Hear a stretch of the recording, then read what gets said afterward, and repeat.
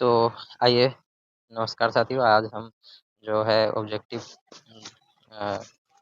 है उसको करेंगे। जो मंगल पाठ के जो सब्जेक्टिव है हम पढ़ चुके हैं, वीडियो आपके लिए बन चुका है। तो अब सब्जेक्टिव जो है उसको करने का प्रयास करते हैं।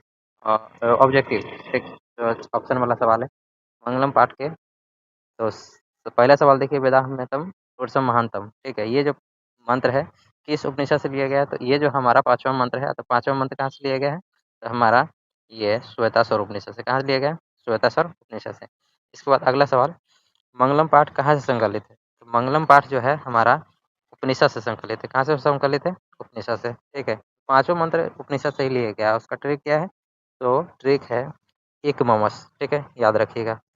तीसरा सवाल, अनोनियान महतो डैश जो है मंत्र किस उपनिषद से संग्रहित है? तो ये दूसरा मंत्र है। दूसरा मंत्र कहाँ से? कठोपनिषद से। कहाँ से लिया गया है? कठोपनिषद। फिर क्या है? क से कठोपनिषद। एक ममस में क।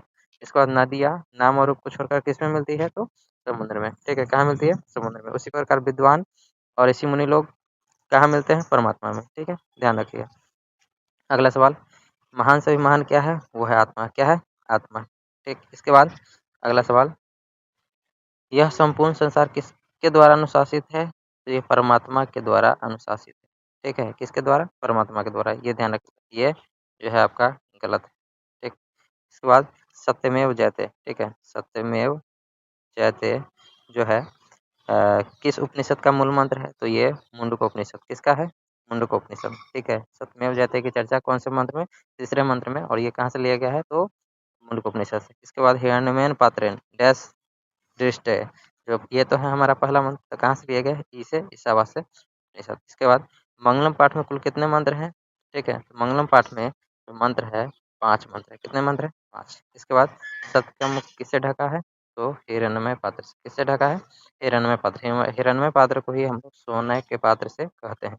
इसके बाद अगला सवाल, सत्यमेव जयते डैश किस उपनिषद से संकलित है? तो सत्यमेव जयते यानी सत्य की हमेशा जीत होती है। ये हमारा मुंडकोपनिषद यानी तीसरे मंत्र से है लिया गया है।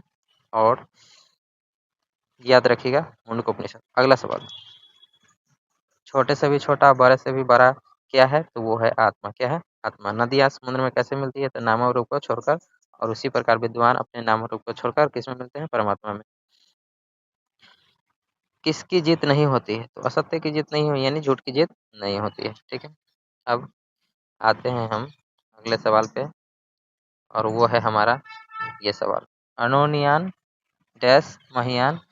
माने अनोनियान डैश का मतलब क्या है? तो अनोनियन महत्व महियान। ठीक है, इसके बाद स्वर्ण में पात्र से किसका मुंह ढका हुआ है? तो सत्य का मुंह ढका हुआ है। किसका मुंह ढका हुआ है? सत्य का। उसके बाद अगला सवाल, यथा नेद्य स्यंदमाना डैश पुरुषम उपैति दिव्यम। तो ये जो है हमारा कौन से उपनिषद से लिया गया है? तो ये हमारा चौथा मंत्र है। चौथा मंत्र मुंडक उपनिषद से लिया गया है।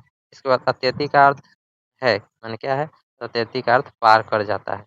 इसके बाद ऋतस्य पद का अर्थ क्या है? तो सत्य का। ऋतस्य का मतलब सत्य का। ठीक है, तो ये आपका मंगलम पाठ के सवाल था।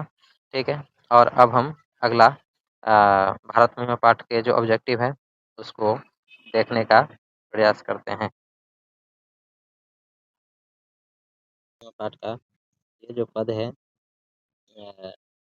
पहला मंत्र से है, पहला श्लोक से है कि किसके गीत देवता भी गाते हैं। ठीक है, तो किसके गीत? ये होगा भारत, भारतवर्ष के गीत। इसके बाद दूसरा जो है वह है भारत महिमा पाठ का द्वितीय श्लोक किस पुराण से संकलित है? तो विष्णु भगवान। ठीक है, तो भगवान से होगा भागवत पुराण। ठीक है, पहला जो है विष्णु पुराण, दूसरा का जो है भागवत पुराण, तीसरा का भागवत पुराण हो जाएगा। ठीक है, अब देखिए तीसरा का जो क्वेश्चन है, किस देश में देवता बार बार जन्म लेना चाहते हैं? ठीक है, तो वो है देश भारत। कौन सा देश?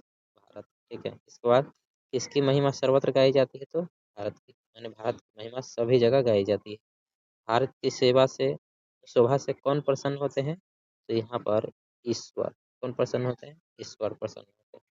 ठीक है, ये ध्यान वाली ये है, भारत महिमा पाठ का प्रथम पद किस पुराण से है? ठीक है, तो विष्णु भगवान से पहला विष्णु होगा, ये क्या हो जाएगा? विष्णु पुराण। ठीक है, इसके बाद देखिए भारत महिमा पाठ में किस देश की महिमा का वर्णन किया गया है, तो इसमें भारत देश की महिमा का वर्णन किया गया है। इसके बाद भारत महिमा पाठ में कुल कितने पद या मंत्र है, तो इसमें 5 पद। कितने पद है? 5। ठीक है। मंगलम पाठ में भी कितने पद है? 5। इसके बाद अगला सवाल, भवंती डैश, तो भवंती भूया होता है पुरुषासुरत्वात्। ठीक है, तो ये क्या हो जाएगा? भूया। क्या हो जाएगा? भूया। इसके बाद दूसरा जो मंत्र से अगला सवाल है हमारा कि अहो अमिसाम किमकारी शोभन। ठीक है, मैंने अरे किस ईश्वर के द्वारा कितना अच्छा काम किया, ये दूसरा हमारा पद है। ठीक है, तो विष्णु भगवान। ठीक है, तो भगवान से भागवत पुराण, यानी भागवत पुराण से लिया गया। कहाँ से? भागवत पुराण। इसके बाद विभिन्न जाति और धर्म के लोग भारत में कैसे रहते हैं, तो एकत्व भाव से, यानी कि भाईचारे के भाव से रहते हैं। हम सबों में भारत के प्रति क्या होनी चाहिए, तो देशभक्ति होनी चाहिए। क्या होनी चाहिए? देशभक्ति। ठीक है।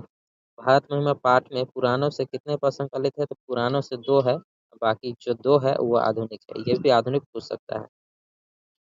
स्वर्गा वर्गास्पद मार्गभूत देश कौन सा है, माने स्वर्ग से भी सुंदर देश कौन सा है, वो है भारत। कौन सा देश है? भारत।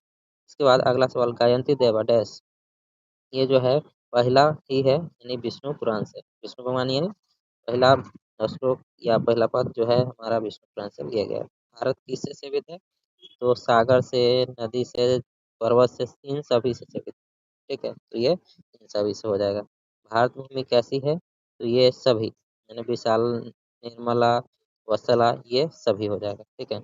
एतत् भारतम डैश सदा पूजनीय, माने कि हम रिक्त स्थान को, एतत् भारतम अस्माभि सदा पूजनीय, माने कि हम लोगों के द्वारा हमेशा से पूजनीय है। ठीक है। भारतीय धारा कैसी है, तो ये है विशाला। कैसी है? विशाला। ठीक, ये हो जाएगा। इसके बाद जना एकत्व भावम वहंतो वसंती, प्रश्न निर्माण हेतु रेखांकित पद के स्थान में कौन सा आया? जना, माने लोग, सभी लोग, एकत्व भावन माने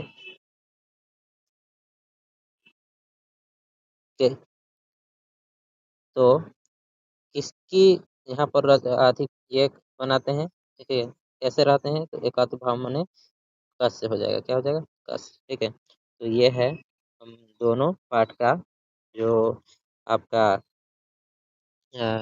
ऑब्जेक्टिव है, वो हम आपको क्लियर करा चुके हैं। ठीक, तो मिलते हैं अब शाम में 7 बजे लाइव क्लास।